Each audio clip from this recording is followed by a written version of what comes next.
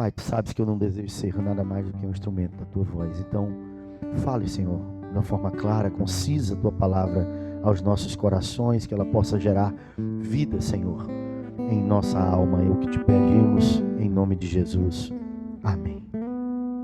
Essa é a última sessão dessa carta de Paulo. Paulo passa de uma argumentação teológica, explicando e argumentando, para começar, então, a realmente trazer uma doutrina prática para a igreja. E aqui ele trabalha em cima de um argumento que nós não somos escravos, somos livres. E ele trabalha a ideia de que nós não podemos abandonar essa liberdade em Cristo por qualquer outra doutrina que venha nos apresentar.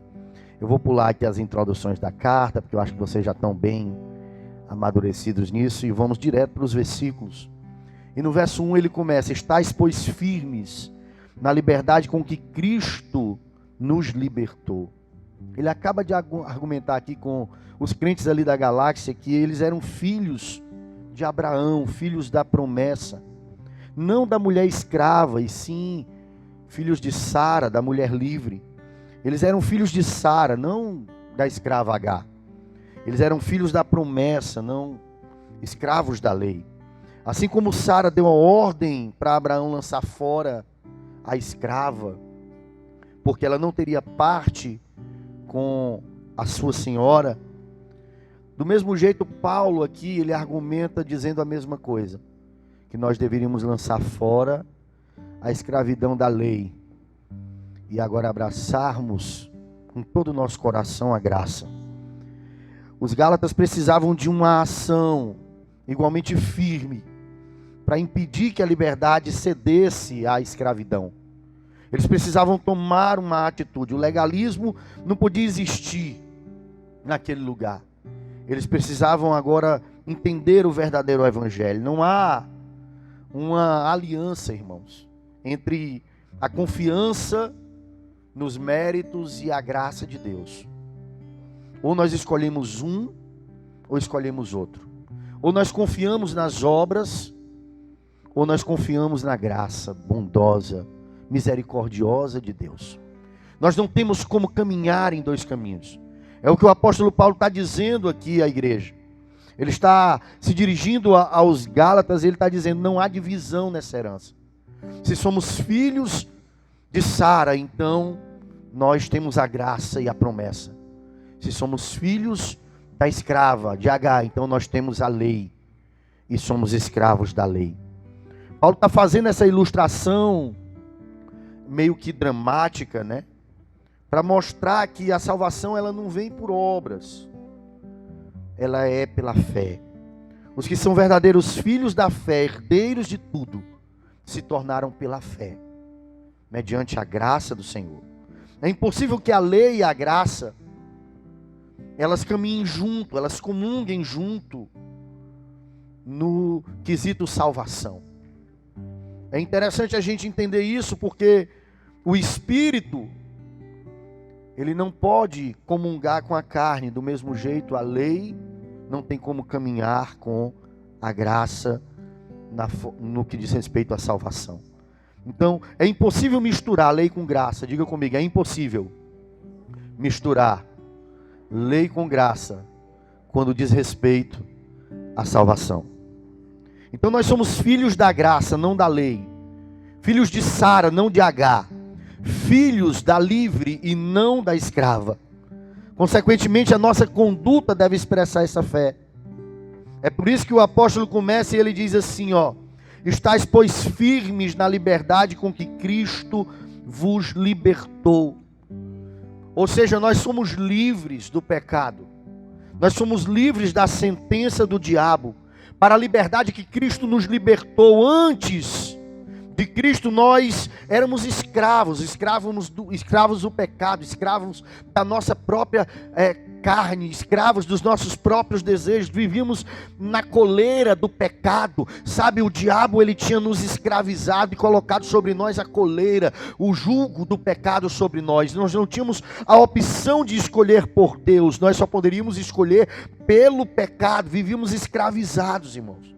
Estávamos, sabe, dominados por Satanás e por suas potestades. Éramos filhos da ira, filhos da desobediência.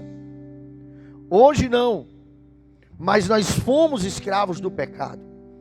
E Paulo está dizendo que nós, uma vez escravos do pecado, agora devemos ser libertos para Cristo.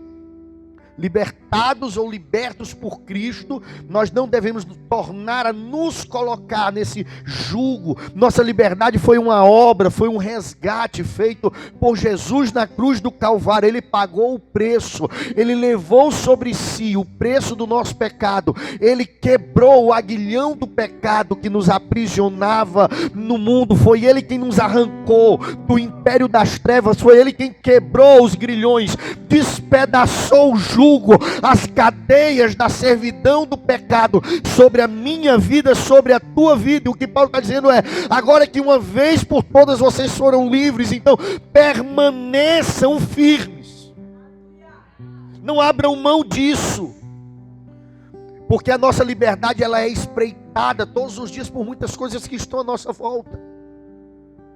Eu preguei aqui sobre pornografia, e no finalzinho daqueles slides, aquela ministração, eu falei algo eu queria repetir hoje. Cristo, de uma vez por todas, Ele quebrou o aguilhão do pecado sobre a nossa vida. Nós não precisamos viver de campanha em campanha, irmão, de libertação em libertação. O que nós precisamos é caminhar em Cristo, é andar em Cristo, é servir a Cristo, é escolher a Cristo, é não nos tornar a colocar-nos sobre o aguilhão do pecado, uma vez que ele já foi quebrado na cruz do Calvário uma única vez pela nossa vida. Sabe, muitos inimigos tentam nos tornar a aprisionar, mas ele diz: não tornei a colocar-vos debaixo do jugo da servidão. Cristo não nos libertou a fim de que fôssemos novamente escravos, mas essa escolha agora é nossa. Todos os dias nós fazemos essa escolha. Essa escolha não é mais de Cristo, Ele já fez na cruz o que poderia fazer. Agora cabe a mim e a você fazermos o que nos compete fazer. Sabe, os crentes da galáxia estavam sendo persuadidos pelos falsos mestres ali, os judaizantes, a voltar à religiosidade, ao jugo da religião. Sabe, da graça para a lei, da liberdade para a escravidão, da cruz de Cristo para os ritos judaicos. Era o que eles estavam tentando persuadir a igreja. E nós não podemos colocar no nosso pescoço essa coleira da religiosidade novamente, uma vez que nós fomos libertos. Nós não podemos viver como escravos na casa do nosso próprio pai.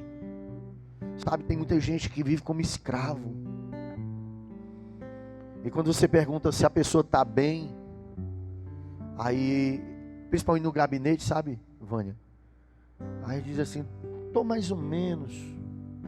E por que está mais ou menos? Não é porque eu, assim, sabe, não estou mais fazendo isso, não estou fazendo isso, não estou indo para a igreja, todos os cultos. Eu digo: mas você tem certeza da sua salvação?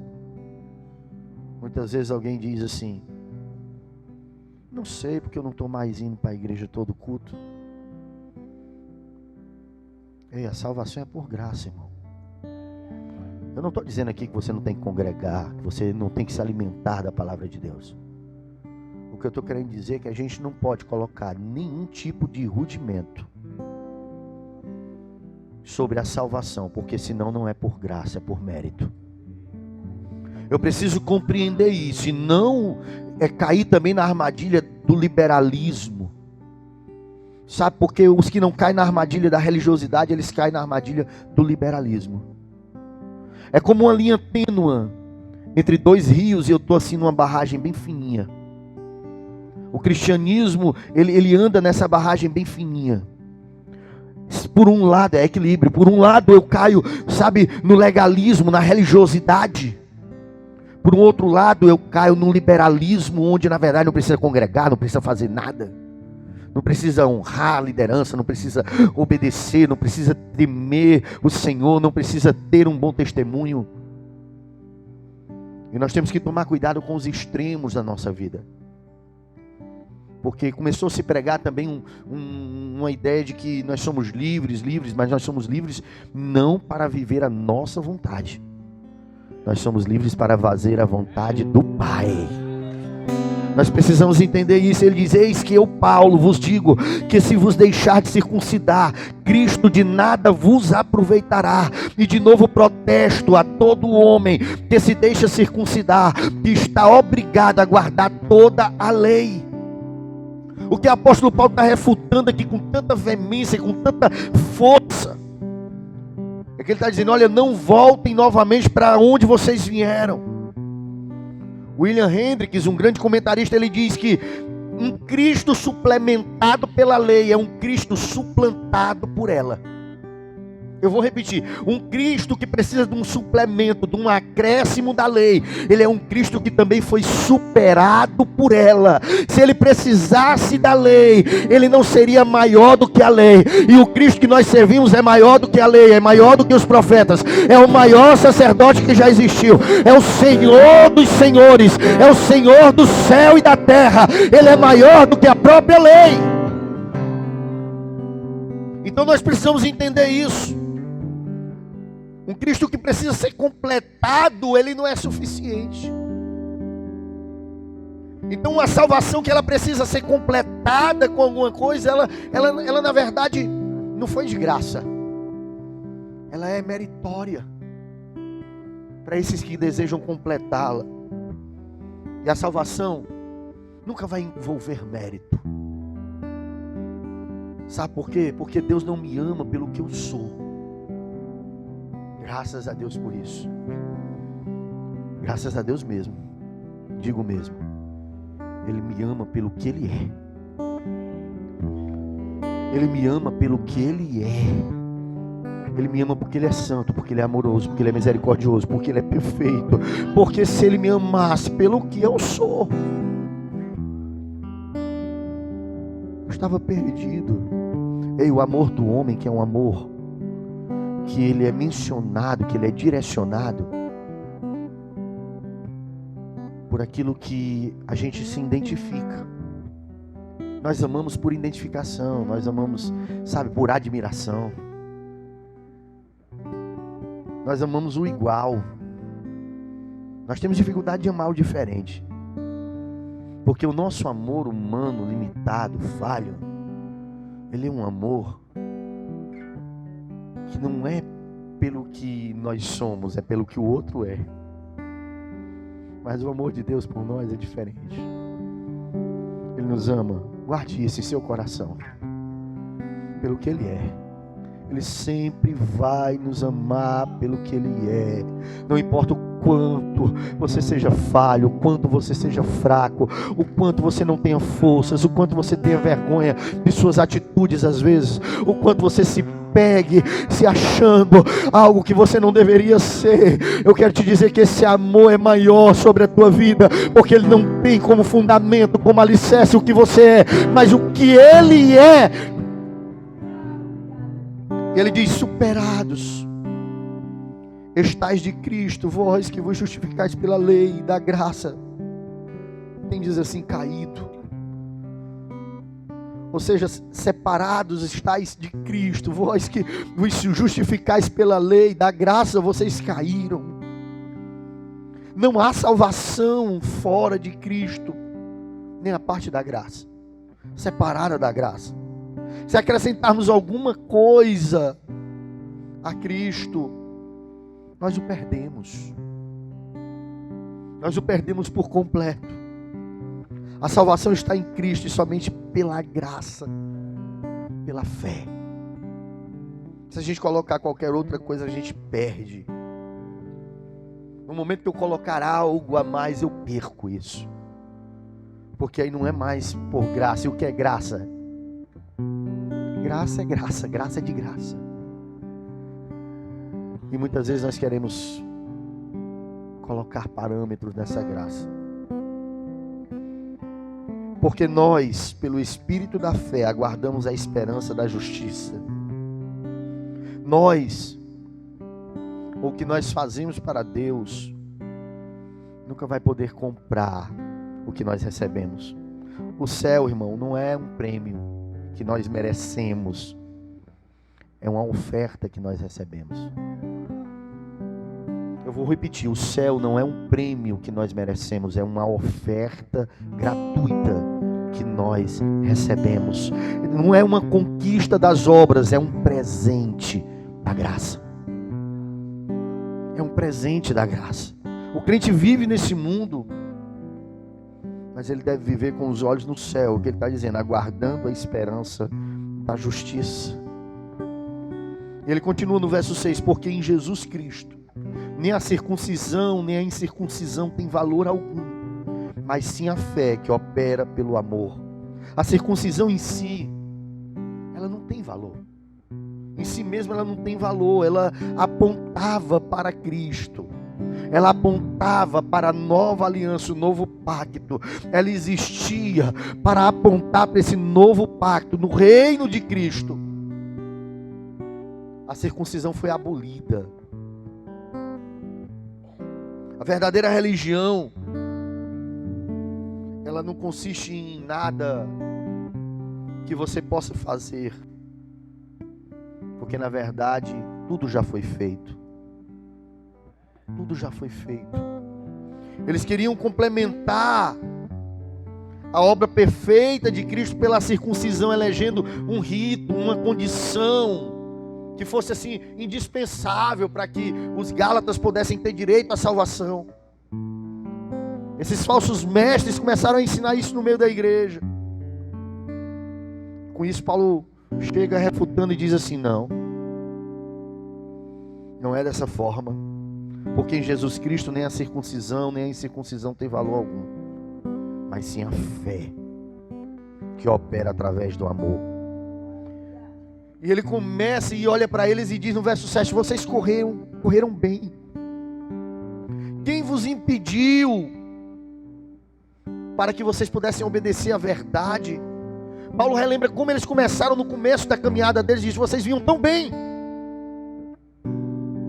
Estão querendo tirar vocês do caminho, estão querendo tirar vocês da corrida, estão querendo tirar vocês da pista. Porque parece que os falsos mestres entraram no meio da corrida querendo desvirtuar o caminho, o trajeto. E não era mais a graça, agora era a lei. E aí ele diz no verso 8, esta persuasão não vem daquele que vos chamou lá no princípio. Não vem de Cristo.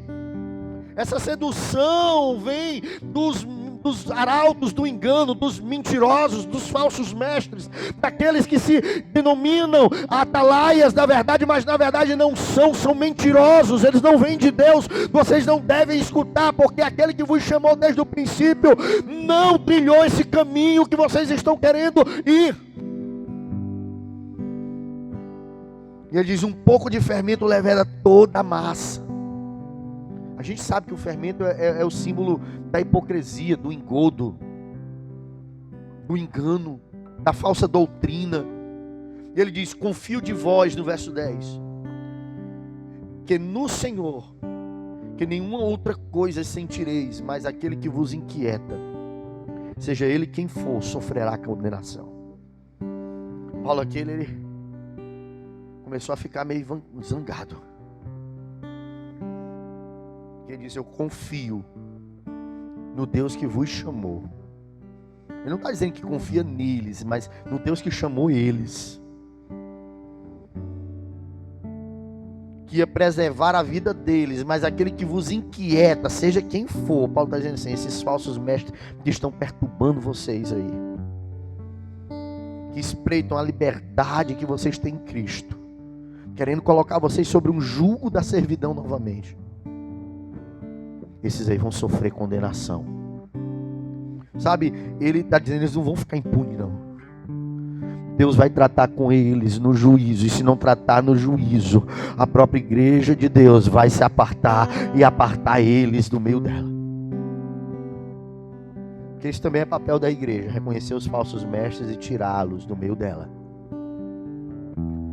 entender os falsos ensinos e afastá-los do meio dela. Isso é papel da igreja. Por isso existem os concílios, por isso a Bíblia fala dos concílios. Eu, porém, irmãos, diz no verso 11, se prego ainda a circuncisão, por que sou perseguido? Logo o escândalo da cruz está aniquilado. Paulo, ele não pregava nenhum ritual de circuncisão. E ele disse, se eu pregasse isso, como estão dizendo que eu prego, porque os falsos mestres se introduziam no meio da igreja, dizendo, não, essa aqui é a mesma doutrina que Paulo ensina. Eles não começavam como falsos mestres, não. Mas espera ainda, tem só uma modificação. Aí Paulo diz, eu, porém, irmãos, se prego ainda a circuncisão, por que sou, pois, eu perseguido? Pelos verdadeiros judeus. Se é verdade o que eles estão dizendo, esses falsos mestres judaizantes estão dizendo ao meu respeito, por que então eu sou perseguido? Ele era muito bom em argumentativa. Logo o escândalo da cruz estava aniquilado, ele diz. Eu queria que fossem cortados aqueles que vos andam inquietando.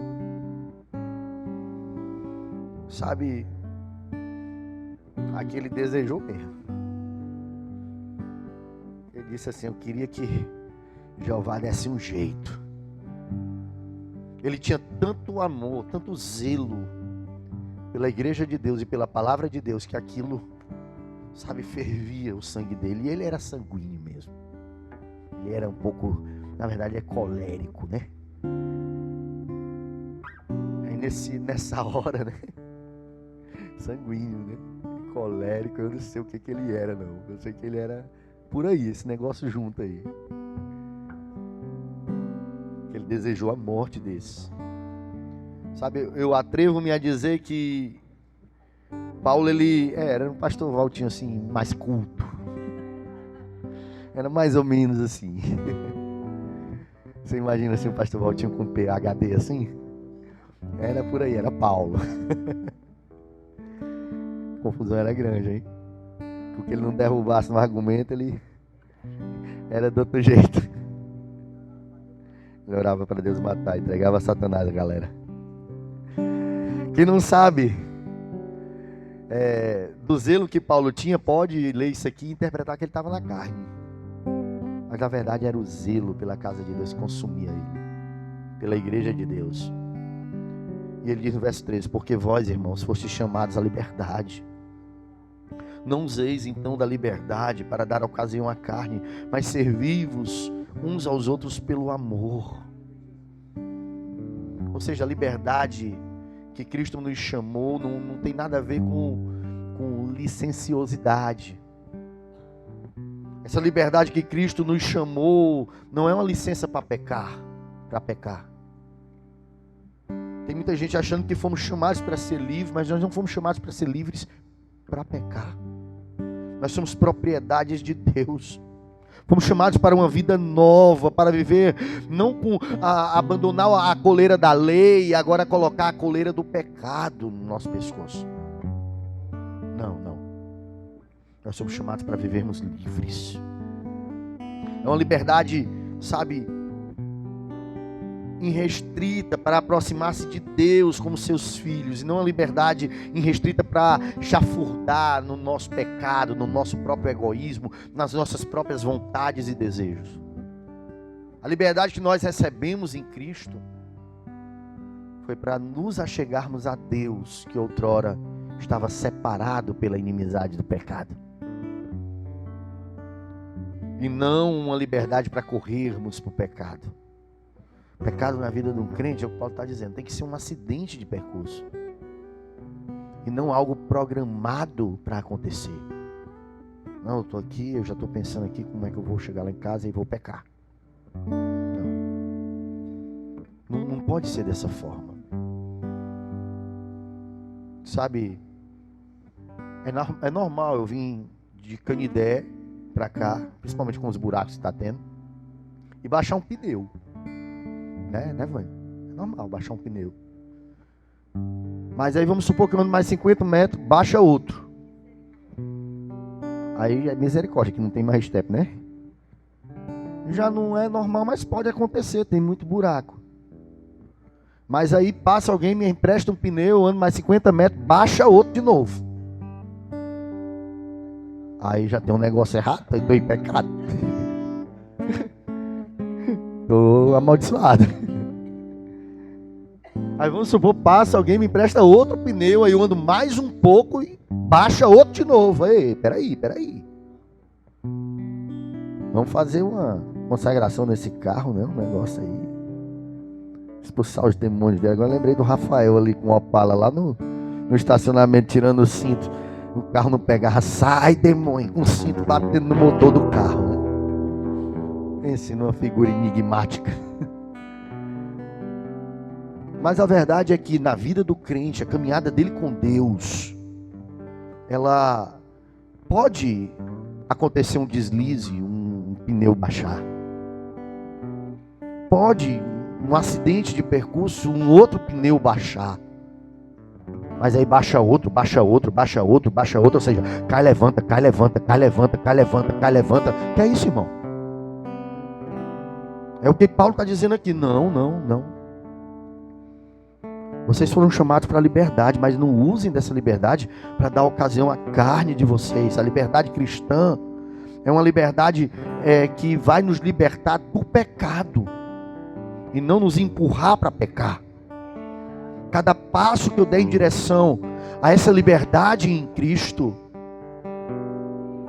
são 3, 4 passos que eu devo dar em distância do pecado. Não tem sentido eu viver uma verdadeira liberdade em Cristo se na verdade eu continuo vivendo de forma desordenada na prática do pecado. Porque toda lei se cumpre numa só palavra, verso 14. Amarás o teu próximo como a ti mesmo. Somos libertos da condenação da lei, mas não dos seus preceitos, irmãos. É isso que a gente precisa entender. Cristo nos chamou para sermos libertos do pecado e até mesmo da condenação que havia sobre a lei. Mas o próprio Cristo cumpriu toda a lei. E nós somos chamados a guardar os princípios da lei. Nós não somos chamados a guardar toda a lei como obra para a nossa salvação. Mas os princípios que a lei traz, eles são bons, eles são verdadeiros. E eles devem sim ser guardados por nós. Tanto que a base de toda a lei está aqui. Amarás o teu próximo como a ti mesmo.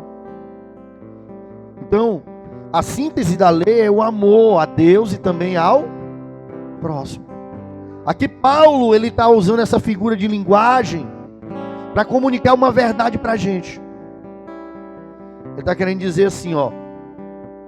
Não é porque vocês estão na graça que vocês não precisam mais guardar os princípios da lei.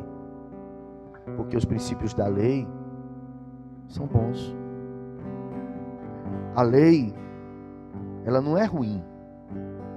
Agora ela se torna um tropeço quando nós, pela nossa natureza caída, tentamos nos apoiar nela para termos direito à salvação. Por que ela se torna um tropeço? Porque eu não vou conseguir pela minha própria natureza. Então, em vez dela me ajudar, ela vai me condenar. Se vós, porém, vos mordeis e devorais uns aos outros, vede, não vos consumais também uns aos outros. Ou seja, Paulo está dizendo assim, vocês são livres para amar e servir uns aos outros, não para devorar e destruir uns dos outros, não para lutar uns contra os outros. Porque na igreja da Galácia havia dois extremos, os legalistas e os libertinos, né? Os legalistas, já estava dizendo, né?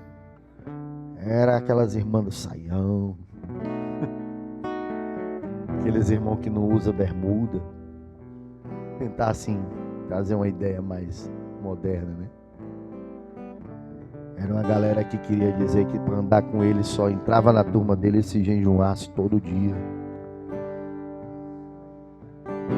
Era eu, o irmão está dizendo aqui.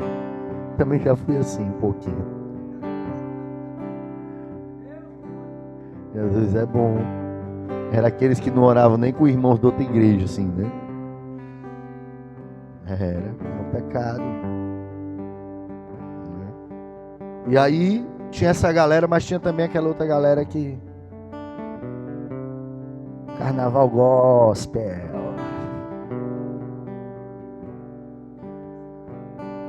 Cervejinha sem álcool.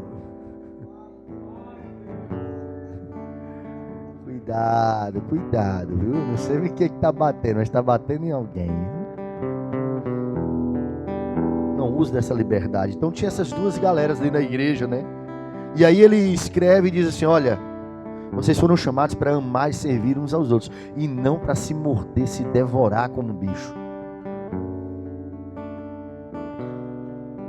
Nós devemos agir como irmãos e não como feras que querem devorar uns os outros. Aí no verso 16 ele diz: digo, porém, andai em espírito e não cumprireis as concupiscências da carne. A carne representa o que somos por nascimento natural, e o espírito nos fala do que somos pelo novo nascimento gerado por Deus. Ele diz: olha, vocês têm que andar no espírito, e aí vocês não vão cumprir os desejos da vossa carne. E todo mundo conhece aquela historinha dos dois cães. O que você alimentar mais é o que vai vencer na sua vida. Todo mundo conhece aí? Todo mundo? Já ouviu, né? Glória a Deus. O camarada tinha dois cães, né? Dois pitbull, daqueles bem bonitos. Botava para brigar, ó. E aí era um preto e um branco, e eles eram irmãos e do mesmo porte. E botou para brigar o branco com o preto e façam suas apostas. E todo mundo apostou lá no preto. Aí o branco ganhou. E aí ele deixou passar mais um tempo e fez outra aposta. E todo mundo apostou qual? No branco. Aí o preto ganhou. Aí passou mais um tempo, ele fez outra. Aí todo mundo apostou em qual? No preto. Aí o branco ganhou. Aí fez mais uma aposta. Todo mundo apostou em qual? Metade no branco, metade no preto. Peguei vocês. Mas a verdade é que alguém chegou curioso e disse: qual é o segredo? Porque quando a gente pensa que um vai vencer, o outro vence. Ele disse: é simples, o que eu quero que vença é o alimento. O que eu quero que perca, eu deixo com fome. Então assim é a nossa luta entre a carne e o espírito. Sabe, Cristo já fez o que tinha de fazer por nós na cruz do Calvário. Agora cabe a mim e a você alimentar. Qual das duas naturezas nós vamos querer que ela vença na nossa vida? A que você alimentar vai vencer. Porque a carne cobiça contra o espírito e o espírito contra a carne. Estes se opõem um ao outro para que não façais as coisas que vocês querem. A carne, ela tem uma inclinação para aquilo que é sujo. Somente o espírito pode nos inclinar para a santidade. Eu vou contar aqui uma ilustraçãozinha simples de um animal. E a gente é comparado na Bíblia também à ovelha, né? A ovelha é um animal limpo, que evita sujeira, enquanto o porco é um animal imundo, que gosta de se remover na lama. Depois que a chuva cessou na arca, lá em Noé, você pode observar que ele soltou uma ave, e para ela buscar terra seca, e Noé soltou um corvo. A ilustração, vamos dizer assim, bíblica, né? E o corvo não voltou. Com certeza achou muitos cadáveres boiando sobre as águas. E lá ele ficou. Ele ficou porque o corvo é uma ave carniceira, né? E ele gosta de carniça. E onde ele encontrou uma carniça, ele não voltou. Já a pomba, ele soltou ela e ela voltou. Porque a pomba é uma ave limpa. Ela, ao contrário do corvo, não é uma ave carniceira. Mas o corvo entrou em contato com algo que o alimentou. Assim é a nossa carne, caída pelo pecado. Se ela entrar em contato com algo que a alimenta e incentiva a natureza caída dela, ela não vai tornar para Deus. Ela não vai tornar para a presença de Deus, para a arca de Deus. Agora, o Espírito sempre vai, como a pomba, tornar para a presença de Deus. Eu preciso saber quem eu alimento. Quando eu solto a pomba pela última vez, ela não voltou. Então Noé soube, ao certo que havia encontrado um lugar limpo para pousar, que as águas haviam baixado. Por quê? Porque, ao contrário do corvo, que sempre procura algo impuro para se alimentar, a nossa nova natureza é como a ovelha, é como a pomba. Ela anseia por aquilo que é limpo, que é santo, que é puro. Quem você vai alimentar? A sua nova natureza ou a sua velha natureza? À medida que você alimentar a sua nova natureza, você vai fortalecê-la para que ela não deseje mais as coisas da velha natureza. Mas se sois guiados pelo Espírito, não estáis debaixo da lei. Sabe, estar sobre a lei significa derrota, escravidão, maldição. Por quê? Porque a lei não pode salvar. O Espírito, ele põe em liberdade, mas a lei, ela escraviza devido à natureza do pecado que está em nós e nós não conseguimos cumprir ela. Então, em vez de trazer salvação, ela traz escravidão. E o Espírito, além de trazer salvação mediante a graça de Deus, ele nos capacita a viver em santificação. Enquanto para a lei nós recebemos a lei e a condenação devido à nossa própria carne, pela graça nós recebemos o perdão e ainda a capacitação do seu Espírito para vivermos em santidade. Por isso nós não podemos comparar a lei com a graça. Porque as obras da carne são manifestas, as quais são adultério, fornicação, impureza, lascívia, idolatria, feitiçaria, inimizades, contendas, ciúmes, invejas, iras, pelejas, dissensões, heresias, homicídios, bebedices, glutonarias, coisas semelhantes a essa, acerca das quais vos preveni e antes vos declarei, que já antes vos disse, que os que cometem tais coisas não herdarão o reino de Deus. Se você observar aqui, Paulo dá aqui uma lista de pecados aos Gálatas, né? Que são as obras da carne. É interessante que ele usa uma expressão, as obras da carne e o fruto do Espírito.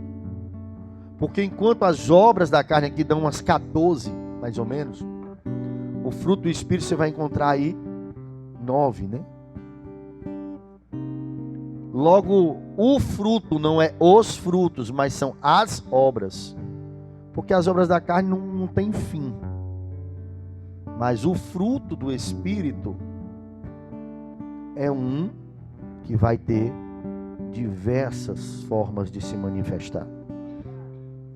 3 pecados ligados aqui, ele dá uma lista de 14 pecados. Ele separa 3 pecados ligados ao corpo, 2 pecados ligados à questão religiosa, 2 pecados ligados à área pessoal de autocontrole, né? E 7 pecados ligados a relacionamentos.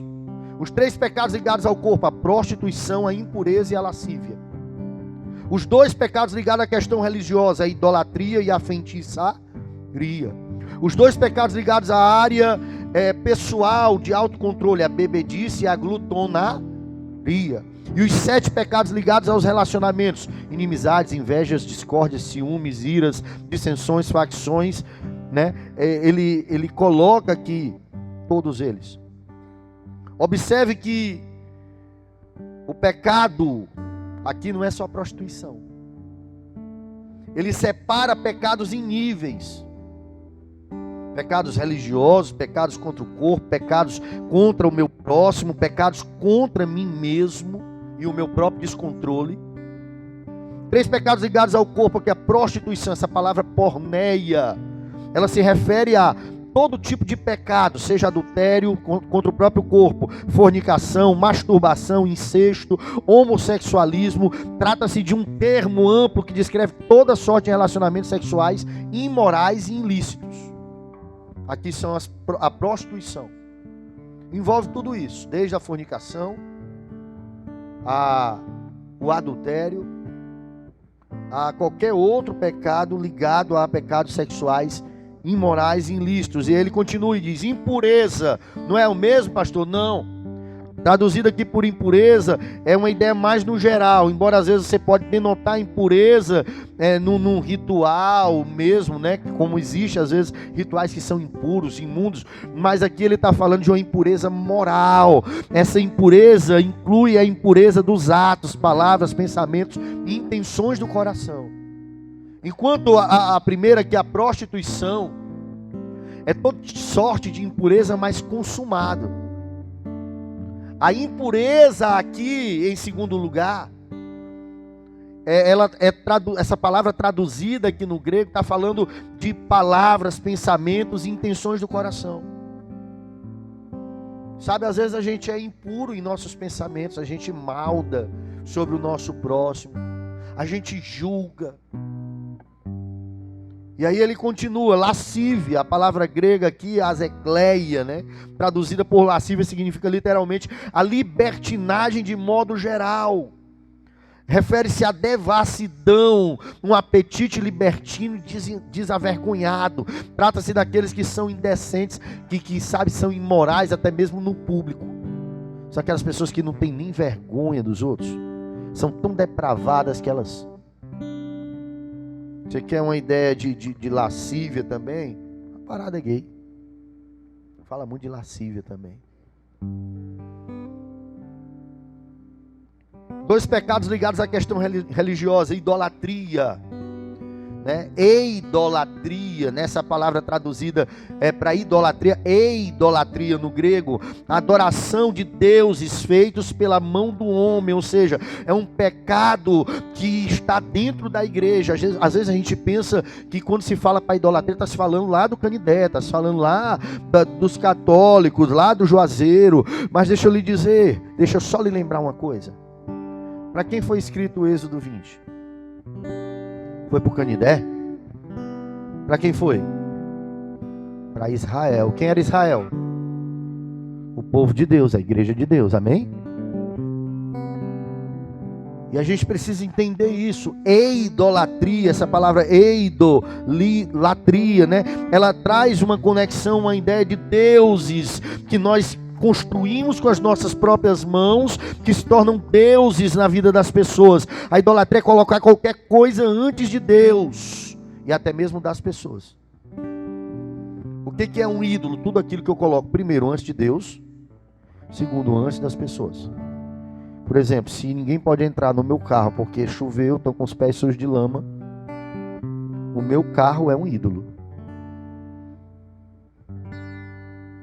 Se eu não posso atender uma pessoa que, sei lá, foi baleada, foi esfaqueada, porque ela vai sujar o banco do meu carro, então o meu carro vale mais do que aquela pessoa. Se ele vale mais do que aquela pessoa, ele é um ídolo. Se eu coloco a minha filha, o meu trabalho, o meu ministério, ou até mesmo a igreja na frente de Deus na minha vida e do meu relacionamento com Deus, então o meu ministério, a minha filha, o meu trabalho é um ídolo.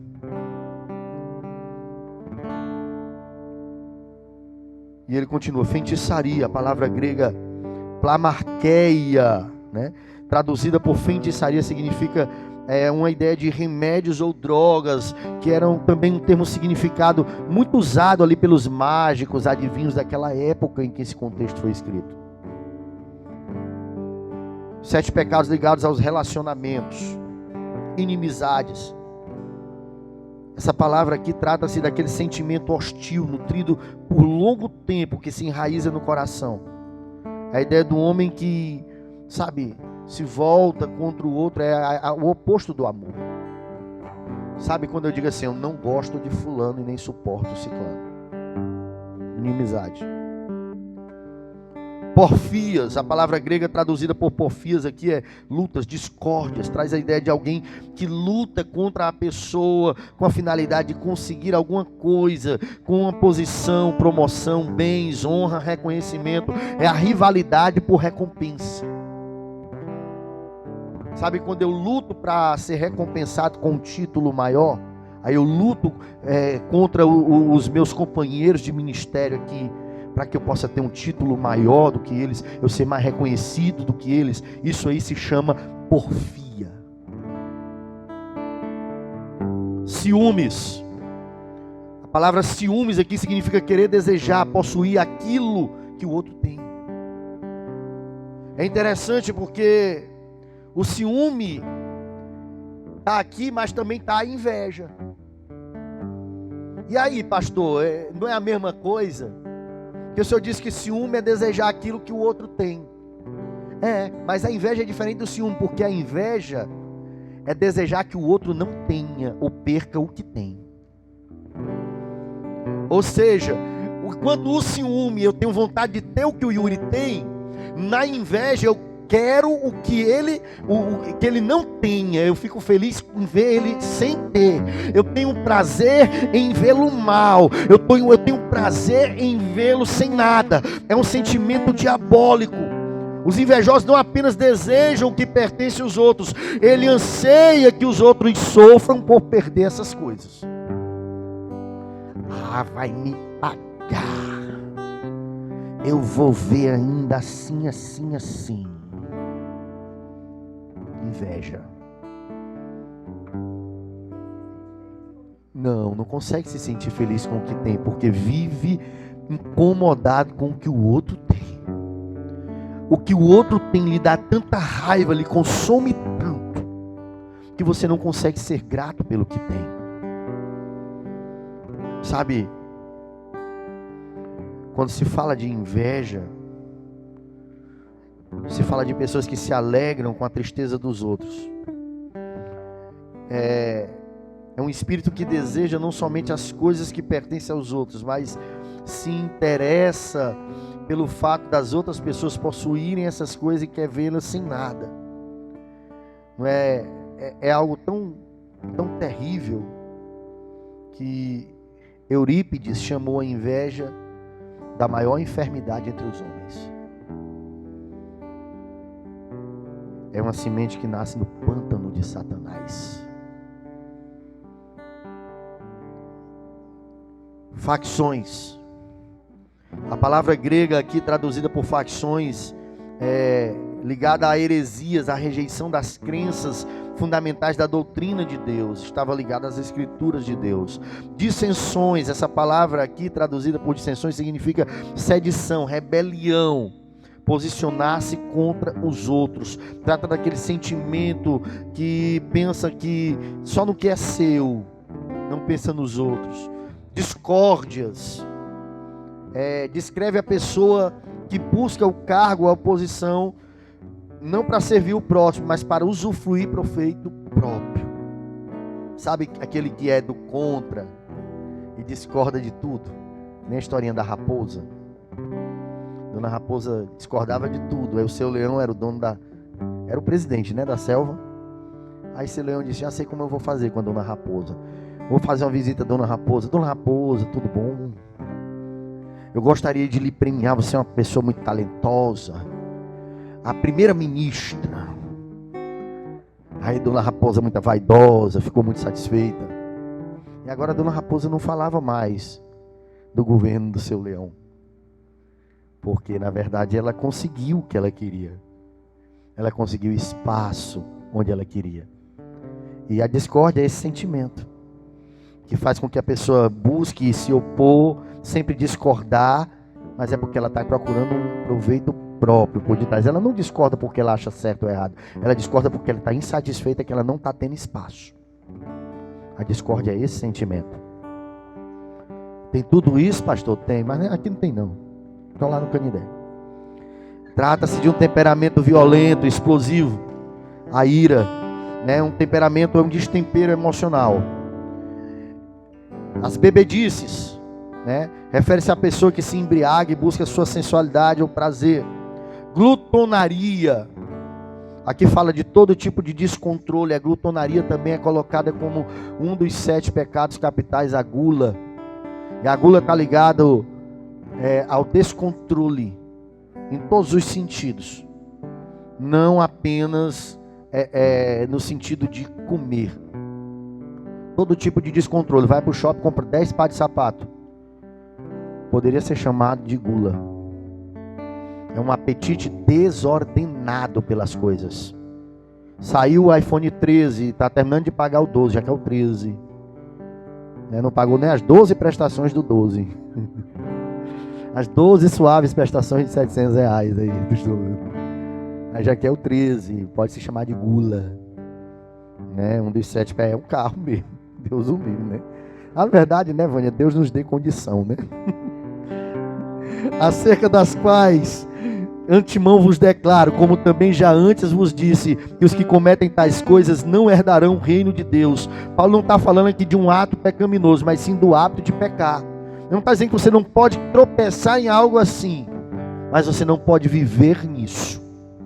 É o que ele está falando, porque os que vivem nisso, traduzindo é isso, não herdarão o reino de Deus. Mas o fruto do Espírito é amor, gozo, paz, longanimidade, benignidade, mansidão, temperança. Contra essas coisas não há lei. Então é interessante que essa palavra aqui, o fruto está no singular.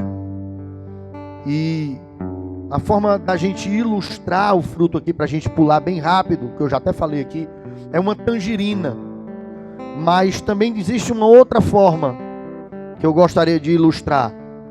É um fruto, tipo assim uma cebola, mas vamos pensar num fruto com várias camadas, como um repolho. Onde na verdade você vai tirando e vamos ver o fruto de trás para frente.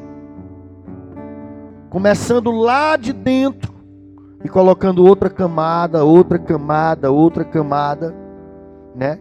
É como se a primeira casca fosse o amor, a segunda casca é o gozo, a terceira casca a paz, a quarta casca a longanimidade, a quinta casca a benignidade, a sexta casca a bondade, a sétima casca a fé, a oitava casca a mansidão, a nona casca o domínio próprio. Qual seria a primeira casca lá no centro? O domínio próprio. Por quê, pastor? Porque Pedro descreve a semente do Espírito Santo, que é a fé, que salva e que gera o fruto que é chamado por Pedro de domínio próprio. Então o domínio próprio é como se fosse o começo, e o amor é a casca final, é o fruto completo. E aí Moody vai dizer o quê? Que esse domínio próprio é o amor autogovernante. Vamos dizer que ele é o primeiro que começa a nascer na vida do crente, gerado pelo Espírito. Aí a mansidão, esse amor suavizante. Aí a fé, esse amor combatente. Aí a bondade, esse amor benevolente.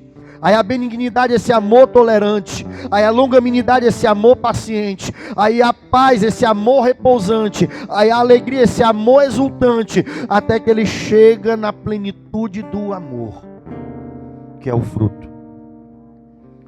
O que significa produzir o fruto do Espírito? Significa viver debaixo da ação do Espírito Santo na vida. Tá bom? Eu vou correr. 24. E os que são de Cristo crucificam a carne com as suas paixões e concupiscências. Devemos assumir essa posição de andar com, sabe, a nossa certidãozinha, nossa carteirinha de óbito no bolso, como se já tivéssemos morrido. Essa palavra crucificam, né? Nos dá um entendimento de algo contínuo.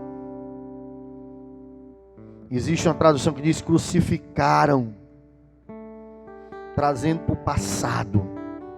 Eles já crucificaram.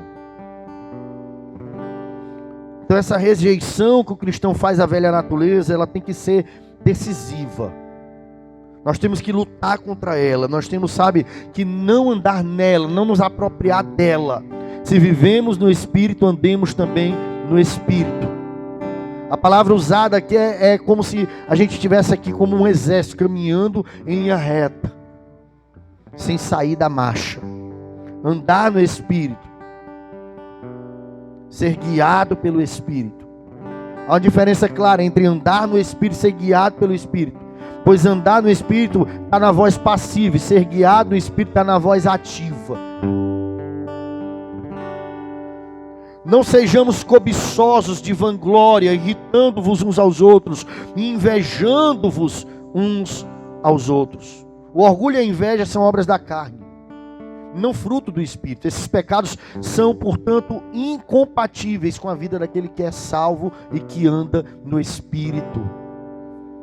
Então nós precisamos abrir mão de todo sentimento de cobiça, de toda vanglória. O que é vanglória? Glória é vã, vaidade. Sabe quando alguém diz assim, pregou bem? Glória é vã, vaidade. Porque no final não somos nada. A palavra refere-se a uma pessoa que precisa, abrir mão disso. A tradução, a mensagem diz assim, isso significa que não devemos ficar fazendo comparações, como se fosse melhor do que o outro. Temos coisas mais importantes a fazer na vida, é o que Paulo diz. Ninguém é melhor do que ninguém. Cada pessoa tem um valor singular e inestimável em Cristo. Então que nós possamos entender isso, irmãos, e viver essa verdade. Gálatas 6, pula aí para o Gálatas 6, vamos correr. Meu Deus, eu não vou conseguir. Irmão, se algum homem chegar a ser surpreendido em alguma ofensa, vós que sois espirituais, encaminhais tal com o espírito de mansidão, olhando por ti mesmo, para que não sejas também tentado. O termo surpreendido em algum pecado, não se trata de um caso de desobediência, deliberada, mas alguém que tropeçou, alguém que caiu. Não é um rebelde que quer viver no pecado, não. Não está mandando a gente cuidar desse que é rebelde e quer viver no pecado. Está mandando a gente ajudar esse que por alguma fraqueza caiu e tropeçou. A palavra grega aqui, alguma falta, significa literalmente pisar fora do caminho, dar um passo em falso, cair, tropeçar.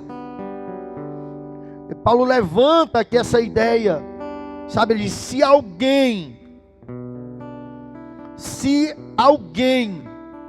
algum homem chegar a ser surpreendido, isso quer dizer o quê?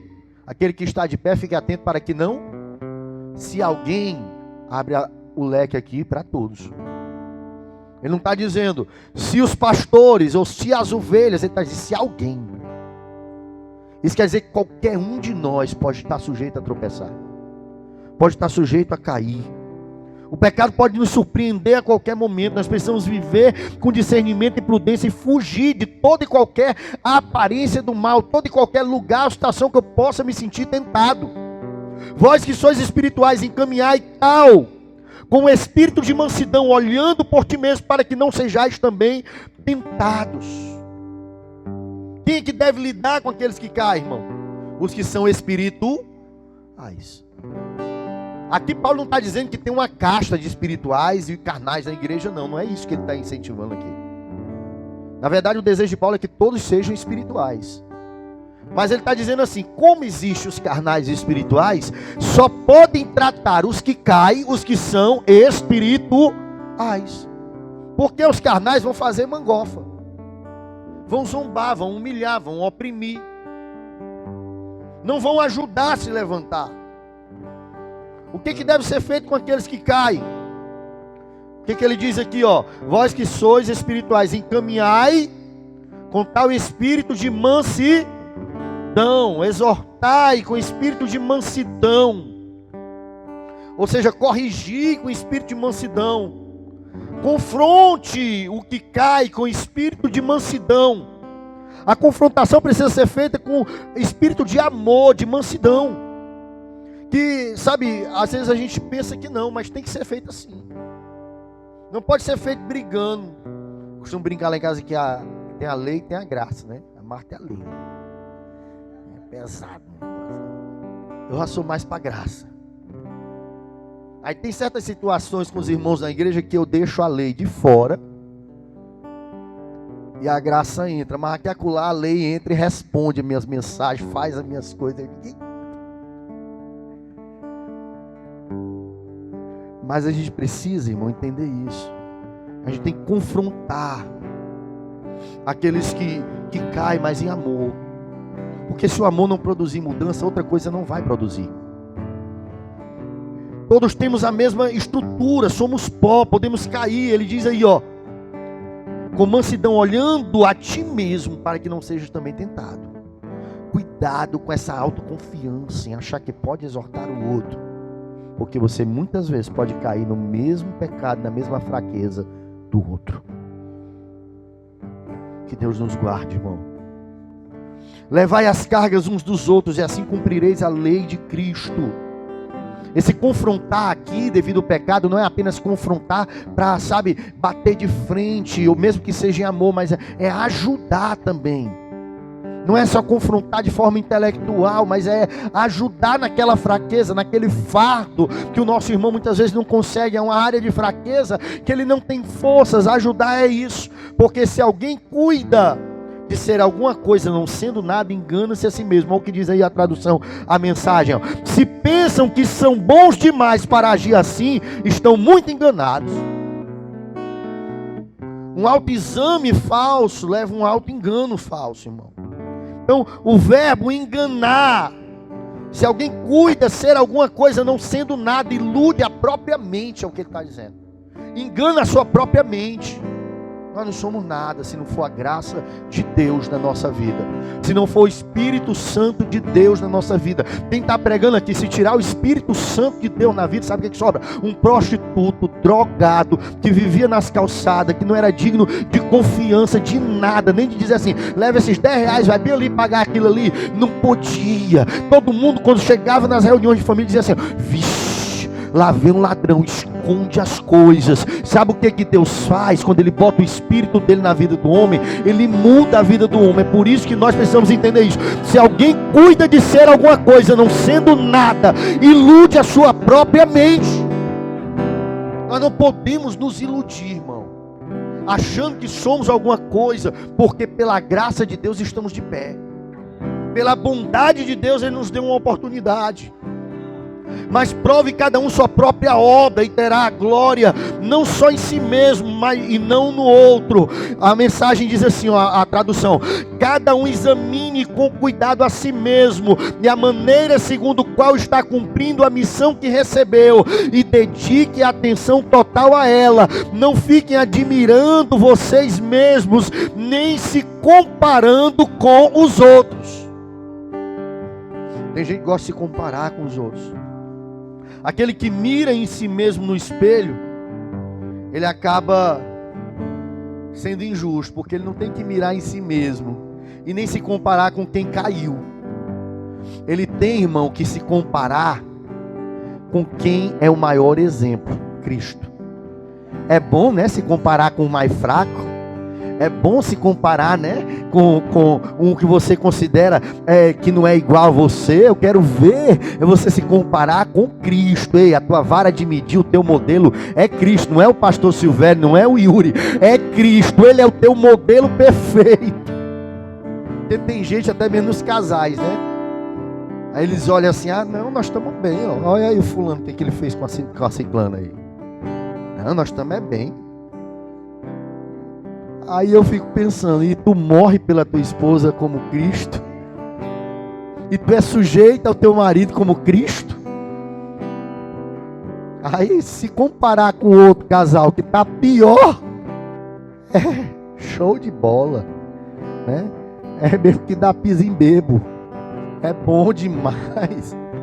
Quero ver você fazer com alguém que realmente é um modelo perfeito, né? Porque cada qual levará a sua própria carga, cada um precisa assumir o compromisso de fazer o melhor que puder com a sua vida, é o que ele está dizendo. Como soldado você deve levar a sua própria mochila. Aqui parece que ele está contradizendo o que ele disse no verso 2, que a gente tem que carregar uns os outros, mas não é.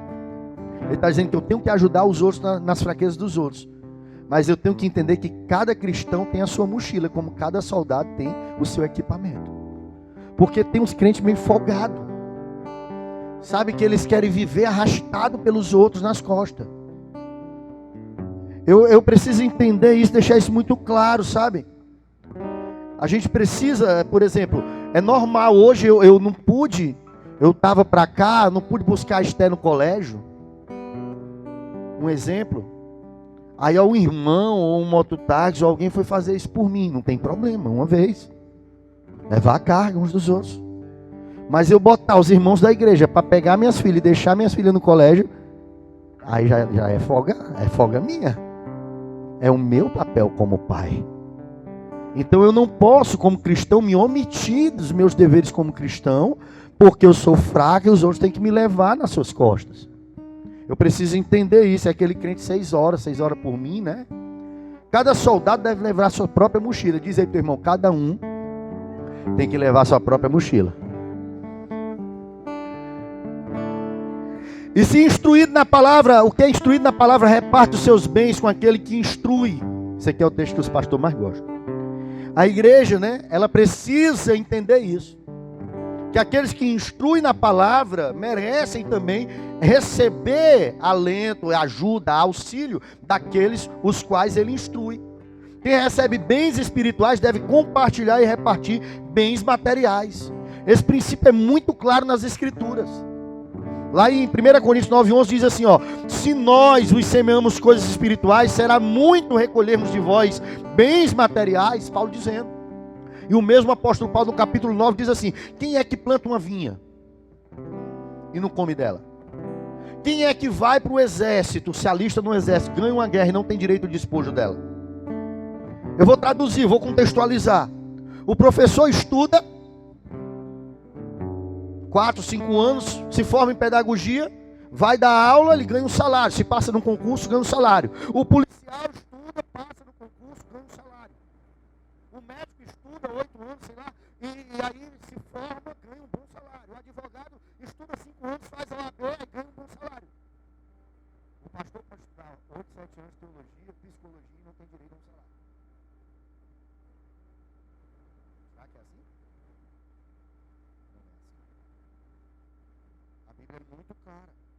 Quem é que planta uma vinha e come dela?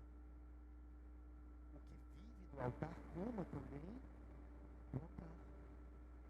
Sabe, Calvino ele chega a pegar até mais pesado. Ele falando, ele diz assim, ó: é maldoso sonegar os meios de sobrevivência aqueles que, por meio da palavra, alimentam a nossa alma. Recusar uma recompensa terrena a estes, de quem recebemos bênçãos celestiais, é maldade e avareza. Deixar de investir no sustento daqueles que se afadigam na palavra é sonegar não somente a vida desses nesse solo, mas a capacidade deles continuarem produzindo bens espirituais para abençoar a outros. Então todos comem da onde trabalham. E o líder do evangelho também deve comer da onde ele trabalha. Não erreis, verso 7. Deus não se deixa escarnecer, porque tudo que o homem semear, isso também ceifará. E aqui ele vai falar de uma lei universal, que é a semeadura. E você nunca vai colher na proporção do que você planta. É sempre numa proporção maior do que você planta. Porque o que semeia em sua carne, da carne ceifará a corrupção, mas o que semeia no Espírito, do Espírito ceifará a vida eterna. Há 2 tipos de semeadura aqui que ele está dizendo. Há 2 tipos de colheita que você vai ter também. Uma colheita espiritual e uma colheita carnal. Semear para a própria carne significa buscar a sua autossatisfação, a sua satisfação imediata, as suas necessidades pessoais. E isso, meu irmão, não tem nada demais a partir do momento que você você não coloca a sua semeadura do Espírito na carne, na frente do Espírito. É o que ele está dizendo. Porque os que semeiam na carne vão colher aqui. Mas os que semeiam no Espírito vão colher para a eternidade. E não nos cansemos de fazer o bem, porque a seu tempo ceifaremos se não houvermos desfalecido. É possível alguém cansar da obra, irmão? Sim ou não? Sim. Não é apenas pecado que faz alguém cansar. Às vezes você cansa de fazer o bem. De tanto receber pancada, você cansa de fazer o bem. É o que ele está dizendo, não se cansem de fazer o bem. Nem sempre praticar o bem traz recompensas imediatas. Sabe, nem sempre quem recebe o bem reconhece, agradece. Eu tenho lutado muito com isso, até fui presenteado com um livro maravilhoso de um jovem daqui. Amando mesmo ferido. Ou cuidando mesmo ferido pode se aplicar também. Porque muitas vezes você faz o bem, mas você não recebe o bem de quem você fez o bem. Você recebe algo que você não gostaria de receber. Mas Paulo está dizendo assim, ó, não se canse de fazer o bem. Porque a seu tempo você vai colher o bem. Então, muitos estão cansados da obra. Sabe, neste mundo há os que fazem o mal, os que pagam o bem com o mal, os que pagam o bem com o bem e o mal com o mal. Mas nós cristãos, é o que Paulo está dizendo, devemos fazer o bem, pagar o mal com o bem e jamais nos cansarmos do bem. É isso que ele está dizendo. É isso que o Paulo está dizendo. Então, enquanto temos tempo, façamos o bem a todos, mas principalmente aos domésticos da fé. Com respeito à prática do bem, devemos observar aqui 3 coisas. O tempo. Enquanto temos tempo. Também temos que observar o alcance. Devemos fazer o bem a todos. E também temos que observar a prioridade. Devemos fazer o bem a todos. Então assim, mas primeiramente aos domésticos da fé. Isso quer dizer o quê? Que o bem não tem que ser feito de qualquer forma. Ele tem que fazer a todo tempo. Ele tem que ser a todos quanto você puder, mas se você tiver que escolher, porque os recursos são poucos, você começa com os domésticos na fé. Quem você ajuda? Quem precisa ou quem merece? Quem precisa? Eu ajudo quem merece. Eu respeito se você ajuda quem precisa. Eu ajudo quem merece. Quem precisa de R$100? Levanta a mão. Opa, um gritou ali 1.000. Para alguma coisa, para um lanche, para um passeio, para um transporte para ir para o trabalho, para a faculdade amanhã, porque você não tem, para alguma necessidade. Para a internet lá na sua casa que cortaram, você precisa pagar. O iPhone, né, de R$700 a prestação. Precisa dos 100 para completar os 700. E aí? Todo mundo precisa, a questão é quem merece, irmão. Quem merece? Os domésticos na fé. Você sabia que a igreja primitiva, ao contrário de hoje que tem toda uma ONG, todas essas partes sociais, governamentais, projetos de governo para ajudar a assistenciar os pobres. Na época da igreja primitiva não tinha isso. Então a igreja tinha que ajudar os pobres, os órfãos, as viúvas, e tinham muitos órfãos e viúvas, e ela tinha princípios para poder escolher como essas coletas eram feitas. Não era qualquer viúva que recebia o auxílio e os donativos da igreja, não. Eram as que estavam na fé. Eram as que não estavam se contaminando no pecado. Eram as que não tinham procurado outro homem.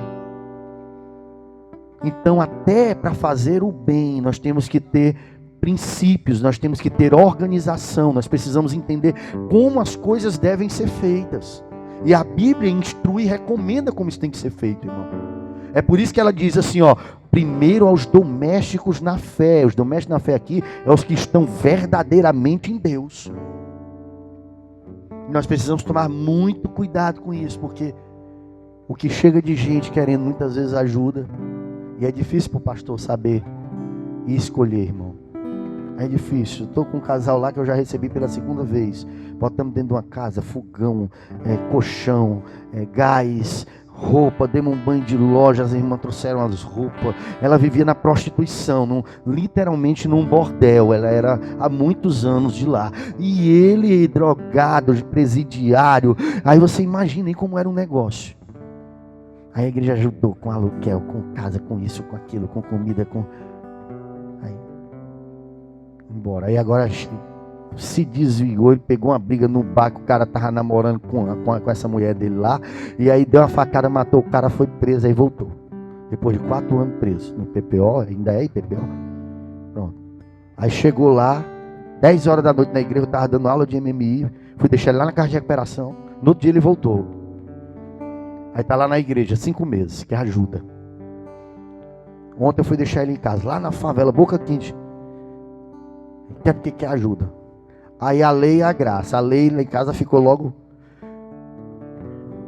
Tu vai deixar de novo? Aí eu digo, eu vou.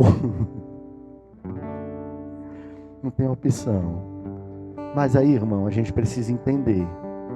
E aí dentro do carro eu conversei com ele e disse, olha, não é assim. Você precisa entender que vai levar um tempo para você ganhar a confiança das pessoas de novo. Não é que ninguém lhe perdoou, todo mundo lhe perdoou. Mas a confiança para ser estabelecida vai levar um tempo. E aí ele começou a entender esse processo. Então, a gente tem que ajudar quem precisa ou quem merece? Quem merece. Ninguém merece, pastor. É verdade, mas tem uns que são domésticos na fé e que a gente precisa dar prioridade a esses. Vede, com grandes letras vos escrevi de própria mão. Ou seja, Paulo está dizendo assim, ó, nestas linhas finais eu chamo a atenção para os traços grossos da minha caligrafia, para ressaltar a importância do que eu vou escrever a vocês. É o que ele estava querendo dizer. E aí, por que ele está dizendo escrever com a própria mão? Porque todo mundo sabe que Paulo tinha um escritor que escrevia para ele. Se não estava sabendo, está sabendo agora. Mas em alguns momentos ele escrevia de próprio punho, como está lá em 2 Tessalonicenses. Saudações da minha própria mão, de mim, Paulo, que é o sinal em todas as epístolas que assim escrevo. Há quem diga que ele botava o escritor para escrever e ele ditava palavra por palavra, vírgula por vírgula, depois ele relia, e tudo isso ele fazia com muita vagareza, porque devido aos açoites que levou, ou quem sabe o espinho na própria carne, que poderia ser algumas malárias que trouxeram a ele cegueira, ele tinha dificuldade, mesmo sendo poliglota, falando vários idiomas, um homem PhD, vamos dizer assim, de escrever, porque ele tinha em seu corpo as marcas de Cristo, e uma delas possivelmente era a cegueira, talvez por um açoite que levou, uma quarentena -1. Então ele pedia para alguém escrever, mas ele diz assim, ó, mas isso eu escrevi de próprio punho. O que ele está dizendo aqui? Ou ele escreveu o final da carta, a conclusão, botando o seu carimbo, ou ele de fato escreveu essa carta toda de próprio punho. Nós não sabemos ao certo. Mas ele inclui essa exortação, e no verso 12 ele diz, e os que querem mostrar boa aparência na carne, esses vos obrigam a circuncidar-se, somente para não serem perseguidos por causa da cruz de Cristo. O que estava acontecendo? Ser cristão era sinônimo de perseguição. Aí os doutorzinhos da lei, que queriam ser bem religiosos, na verdade eram um bando de frouxo, dizia assim, não, vamos circuncidar, porque a gente nem tem, sendo circuncidado, o ódio dos judeus, e também não temos a perseguição e o ódio de Roma, por sermos cristãos, porque os judeus estavam debaixo de submissão a Roma. Então resolviam 2 problemas, aí Paulo está dizendo assim, não façam isso, carreguem as marcas de Cristo como eu carrego. Não abram mão, não neguem a sua fé. Nós estamos vivendo em dias onde o mesmo apelo está sendo feito para nós, que nós venhamos a circuncidar com o mundo, que nós venhamos a aceitar as marcas do mundo, que nós venhamos a entrar no sistema do mundo. Mas a palavra de Deus para a sua vida aqui, jovem, é essa: não se amolde ao mundo, não tome as formas do mundo, permaneça na contramão do mundo, não abra mão das marcas de Cristo. Cristo, embora você seja perseguido lá na sua faculdade, lá no seu colégio, lá na sua vizinhança, até mesmo dentro da sua casa, não abra mão das marcas de Cristo, não abra mão dessas marcas na sua vida. Aqueles que tentam impor a vocês a prática da circuncisão, o único objetivo é porque querem parecer bons, sem fazer esforço, pois não tem coragem de viver a fé que compartilha o sofrimento e a morte de Cristo Jesus. É o que Paulo está dizendo. Não vão na onda deles, não escutem o que eles estão dizendo, porque nem ainda esses mesmos se circuncidam e guardam a lei, mas querem que vocês circuncideis, para que gloriem-se na vossa carne. A doutrina deles é nada, é o que ele está dizendo.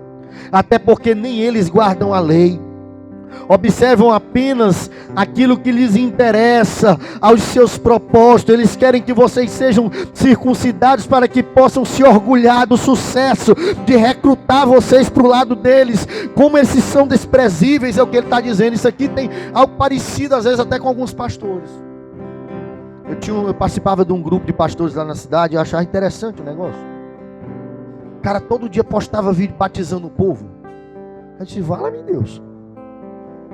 Ou ele tem uma igreja muito grande, ou é muitas igrejas.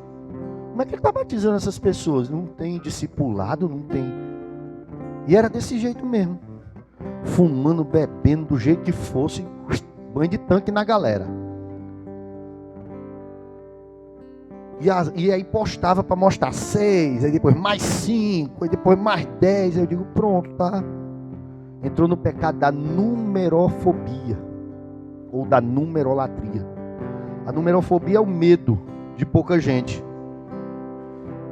E a numerolatria é a idolatria a muita gente.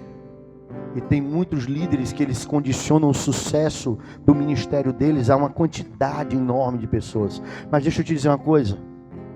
Não importa, eu poderia dar muitos exemplos de missionários no campo missionário que ganharam uma única pessoa, né, Liz? E que essa pessoa ganhou toda uma tribo. E hoje toda uma nação serve a Deus. Meu irmão, não importa a quantidade, o importante é que nasça de novo. O que está dizendo, olha, não adianta circuncidar ou batizar uma ruma de gente. O importante é que essas pessoas entendam o que é nascer de novo. Verso 14, mais longe esteja de mim, estou terminando, a gloriar-me, a não ser na cruz de Cristo, nosso Senhor Jesus Cristo, pelo qual o mundo está crucificado para mim e eu para o mundo. A cruz não era uma coisa pela qual Paulo procurava fugir, mas antes era o orgulho dele. Imagina aí você, pelo qual o mundo está crucificado para mim e eu para o mundo. Nós estamos crucificados para o mundo, irmão, e o mundo para a gente. Nós não servimos mais para o mundo e o mundo não serve mais para nós. Se o mundo ainda serve para você e você ainda serve para o mundo, tem uma coisa errada aí, irmão. Não ameis o mundo, nem o que nele há, pois tudo que há no mundo é a concupiscência da carne, a concupiscência dos olhos, a soberba da vida, e não procedem do Pai, mas do mundo. Tem algo errado, irmão. Ou você está crucificado para o mundo e o mundo para você, ou você não tem valor para o mundo e o mundo não tem valor para você, ou tem uma coisa errada. Porque em Cristo Jesus, nem a circuncisão nem a incircuncisão tem virtude alguma, mas ser uma nova criatura. Essa palavra marca estigmas.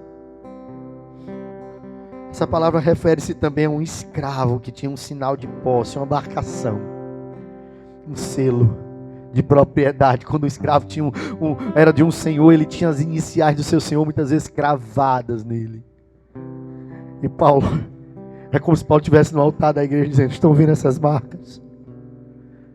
É o meu selo.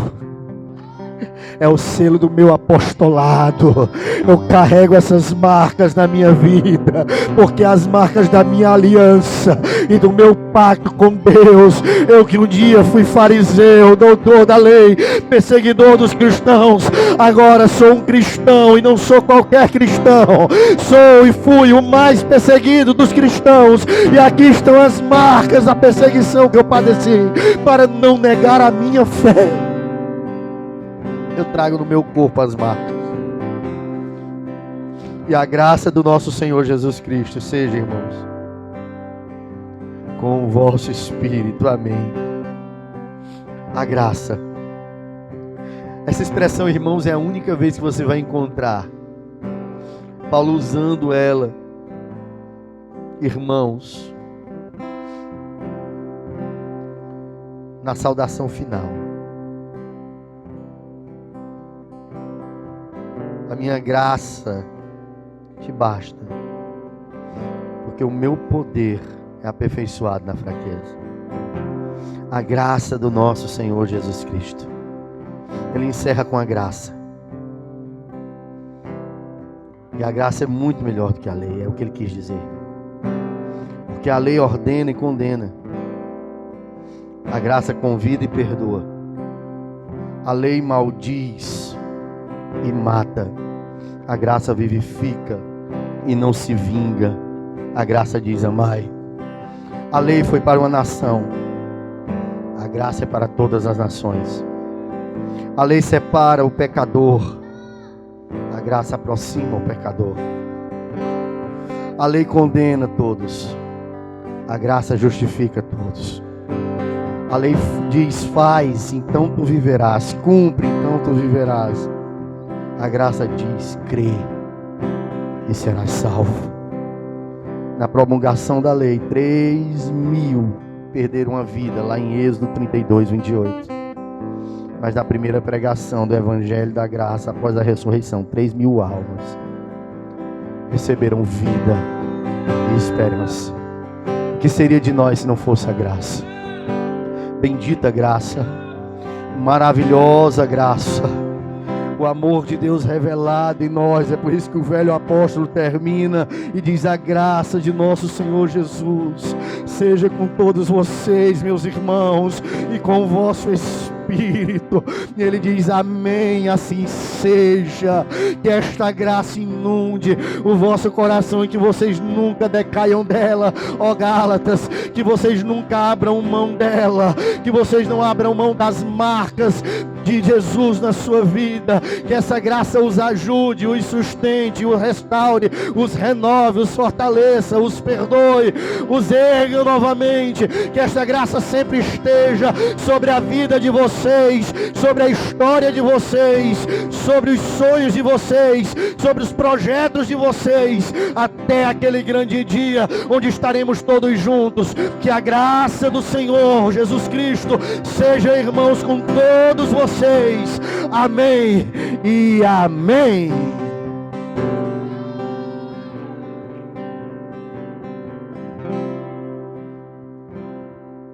Aleluia.